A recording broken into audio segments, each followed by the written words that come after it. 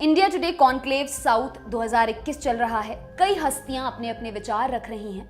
शनिवार 13 मार्च को गैर लाभकारी आध्यात्मिक संगठन ईशा फाउंडेशन के संस्थापक सद्गुरु जग्गी वासुदेव ने अपनी बात रखी। उन्होंने वन नेशन वन इलेक्शन और भारत में मंदिरों के हालात जैसे कई मुद्दों पर बात की। सद्गुरु जग्गी वासुदेव लंबे समय से भारतीय मंदिरों के संरक्षण के लिए अभियान चला रहे हैं। उन्होंने बताया कि ईस्ट इंडिया कंपनी के राज में भारतीय मंदिरों को कैसे खोखला किया गया, मंदिरों को पुजारियों के हाथों क्यों सौंपा गया और मंदिरों पर सरकार की त्रिकोणीय पकड़ कैसे मजबूत हुई। सद्गुरु ने कहा, मैं रोजाना मंदिर जाने वाला इंसान नहीं हूं। मैं साल 2 साल में ही मंदिर जाता हूं। अगर मुझे लगता है कि कोई मंदिर शक्तिशाली है या खूबसूरत है या उसके स्ट्रक्चर में कोई खास बात है तो मैं वहां जाता हूं। जब मुझे लगता है कि कोई धार्मिक स्थल मुझे ऊर्जा से भर रहा है तो मैं वहां जाता हूं। मैंने अपने जीवन में आज तक प्रार्थना नहीं की।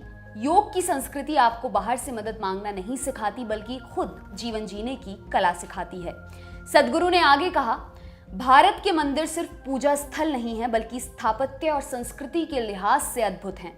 मैंने अपनी मोटरसाइकिल पर भारत की खूब यात्रा की है। जब आप तमिलनाडु की यात्रा करेंगे तो आप पाएंगे कि मंदिर एक बेहद अलग स्थान है।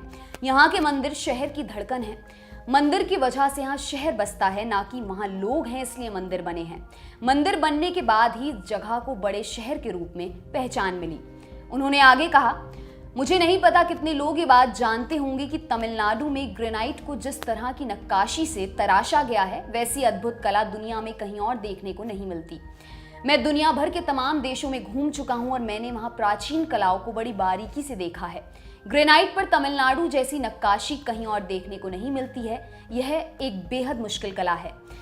सद्गुरु ने बताया कि यूनेस्को तमिलनाडु के मंदिरों की दुर्गति को लेकर चिंता जता चुका है। जुलाई 2020 में तमिलनाडु सरकार मद्रास हाईकोर्ट के सामने प्रस्तुत हुई। तमिलनाडु सरकार ने बताया कि 11,999 ऐसे मंदिर हैं जहां वित्तीय संकट के चलते एक बार भी पूजा नहीं हुई, जबकि 34,000 ऐसे मंदिर थे जिनकी सालाना आय 10,000 से भी कम थी। इसके अलावा 37,000 ऐसे मंदिर थे जिनमें पूजा, केयरटेकिंग, सिक्योरिटी और क्लीनिंग की जिम्मेदारी सिर्फ एक आदमी पर थी। वहीं उन्होंने गुरुद्वारों के प्रबंधन की मिसाल दी। कहा कि SGPC गुरुद्वारा प्रबंधक कमेटी करीब 85 गुरुद्वारों का संचालन करती है। उनका बजट 1,000 करोड़ रुपए सालाना होता है।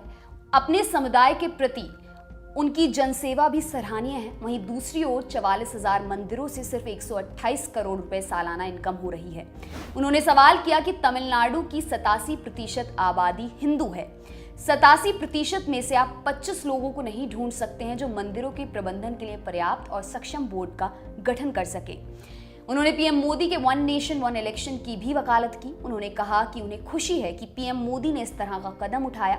संसदीय चुनावों के साथ ही राज्यों के भी चुनाव कराए जाने चाहिए। उन्होंने चुनाव आयोग को और शक्ति देने की वकालत की। आपके लिए खबर लिखी हमारे साथी डेविड ने। मेरा नाम है दिव्यांशी। देखते रहिए दी लल्लन टॉप। शुक्रिया। दी लल्लन टॉप मतलब आपकी खबरें पढ़ने का एक्सपीरियंस बदलने वाली वेबसाइट। यूट्यूब और फेसबुक पर भौकाल काटने के बाद अब बारी है ऐप की। लल्लन टॉप ऐप जो लॉन्च होते ही कुछ ही घंटों में बन गया था नंबर 1। प्ले स्टोर से एंड्रॉयड ऐप इंस्टॉल कीजिए और जुड़े रहिए लल्लन टॉप खबरों से। अब एक ही जगह पर मिलेंगे पॉलिटिकल किस्से, लल्लन टॉप शो, चुनावी कवरेज, पड़ताल और आसान भाषा में। पाइए लल्लन टॉप की वीडियो सबसे पहले, फेसबुक और यूट्यूब से भी पहले। खबरें और वीडियो का आपको मिलेगा नोटिफिकेशन।